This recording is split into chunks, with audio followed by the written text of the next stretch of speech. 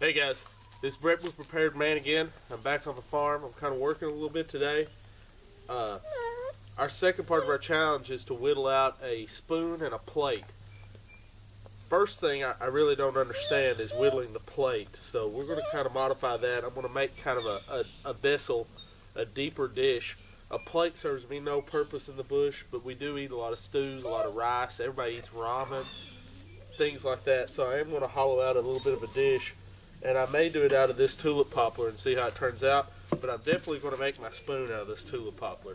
This is a piece that I pulled for the friction fire. It's fairly dry, even though nothing's dry right now, and my spoon's going to come out of this today. So just kind of stick with me, check out what we're doing. We're going to work right here. I do have my haversack today. I'm going to use my Norland axe to kind of process this wood quickly.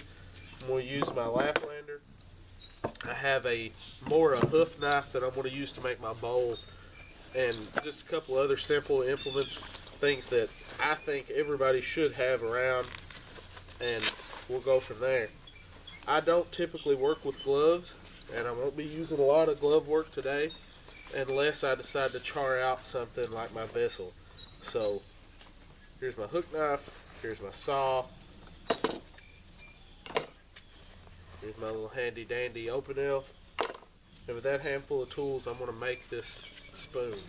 I'm going to kind of adjust the camera a little bit so I can show you where I'm working. I'm going to be working on this cedar post, and from there we're just going to be processing wood. So let me adjust the camera. There shouldn't be any cuts after this, and if there are, there'll be minor cuts, so stick with me.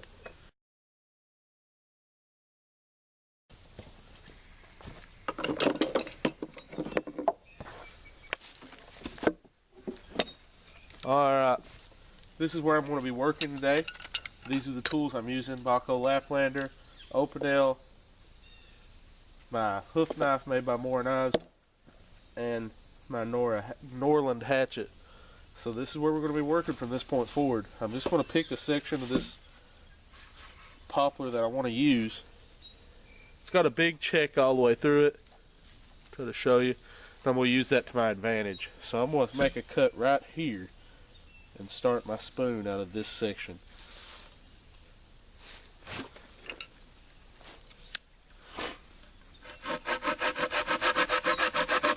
One of the things I've noticed, and I keep saying it in videos, while I'm doing stuff I'm not going to be talking, but where I teach school, I can't help it. I talk pretty much the entire time I work, so.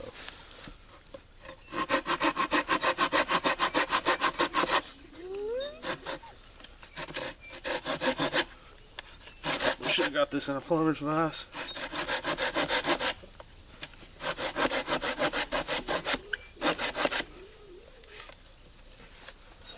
One of the things that's working against me is actually something stupid I did. Bent the tip of my Laplander, cutting some fine notches, and haven't straightened it out yet, so there is that. There we go. I'm going to start at this check.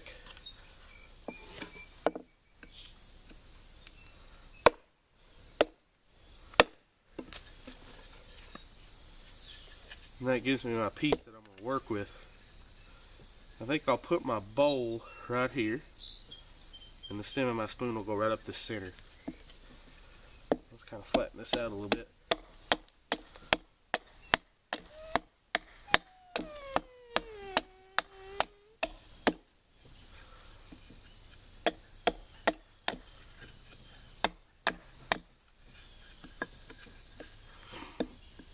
Right up.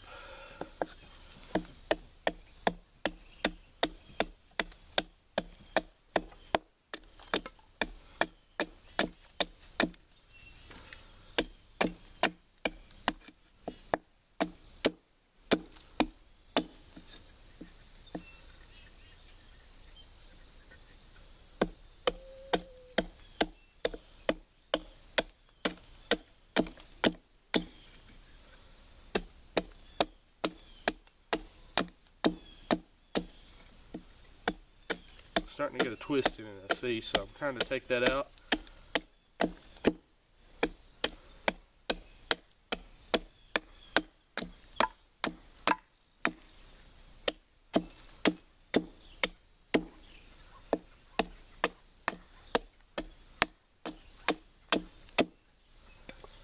found this deadfall that I'm using, and it was just perfect consistency for friction fire or for carving, so brought it with me. But it has had a parasite in life somehow. There's a big wormhole in this wood, so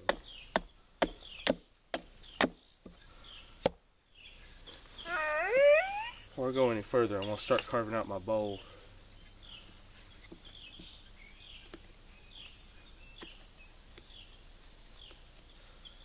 One thing I love about working with tulip poplars, it's just barely a hardwood.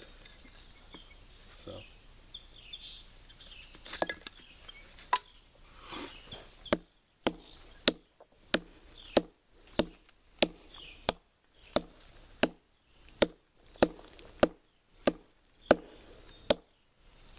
great wood to work with.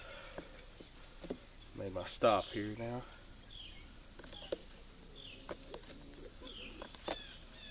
Start gouging out my bowl.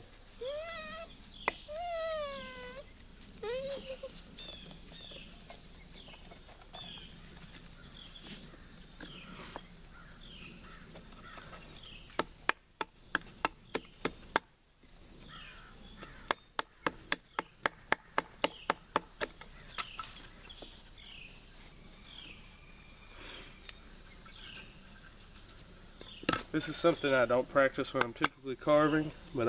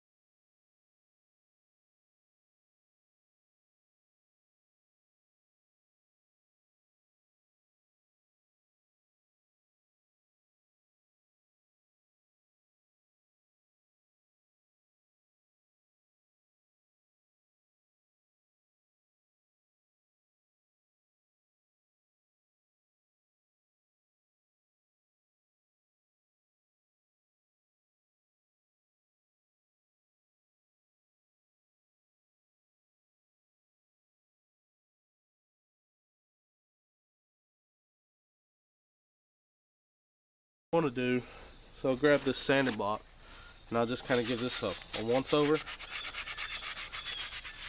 Not really for aesthetics, I don't really care what it looks like as long as it's functional, but it gets any loose bits that's going to wind up in my food. This is tulip poplar. It's not going to have any weird reactions. I'm not going to get dermatitis or any of that stuff, but I don't want little loose bits of wood in my food, and that happens especially in the back of the bowl here and in the tip. You get little loose bits of wood that can roll out on you later. So there she is, my carved spoon. That'll go into my haversack. We'll fast at the end here.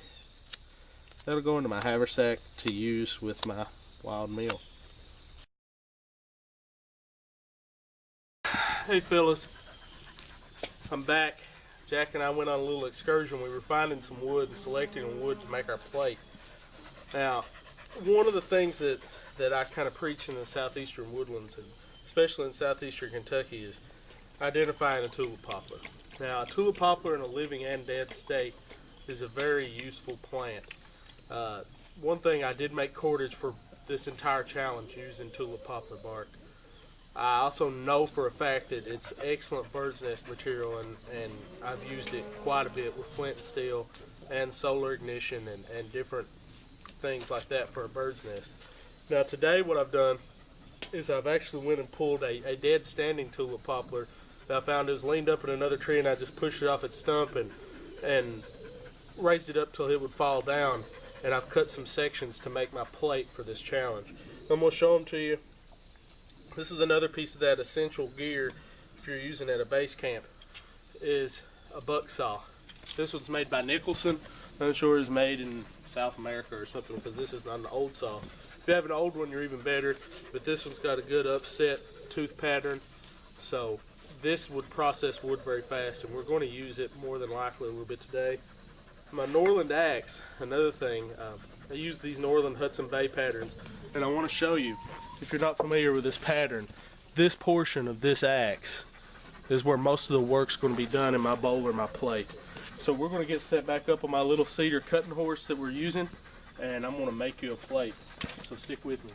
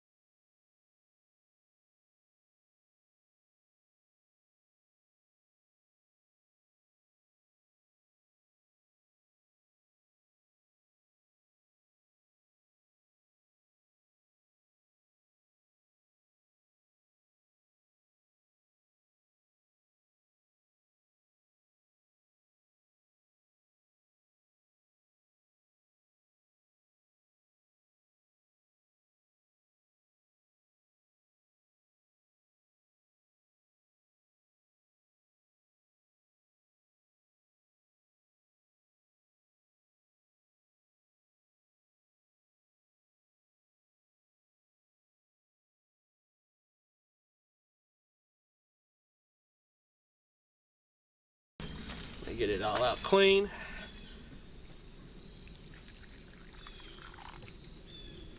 There we go, that's a pretty good amount too. Here's my spoon.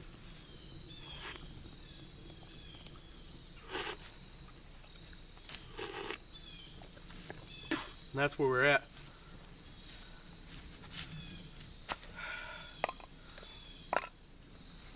I'm Brett Burns. We're Prepared Man. This is the final round of the In the Bush challenge. It's me and Talon. We were challenged with whittling out a plate and a spoon. My plate is more of a shallow bowl, but it is a plate. Challenge met, in my opinion. Now, I'm trying to package up here because I knew I was combating this. Along about 3 or 4, I knew that there was rain coming. It's 1 right now. So we got speed. It took me however long this video took me. Usability, I used it. Originality, see, my spoon is not a standard design. It is deeper, it is flat on the bottom, so I can set it on the side of my plate without it rolling off. Originality and creativity, you know, tulip poplar, that's what I use for here. You typically see these made out of birch. This one's made out of tulip poplar. That's my personal goal. So I went from this to spoon. That's pretty darn creative. And appearance. My appearance is function first. This thing's sturdy. It's not going to crack on me. I did leave a lot on the bottom because some of the plates that I've made have cracked. And when I use this to bake, you'll see exactly what I mean. This thing can get hot and crack on you if you're not careful. There's my spoon and my plate, guys. It's Brett Burns, Prepared Man. Stick with me. We've got some more videos coming this week if my finger doesn't fall off first.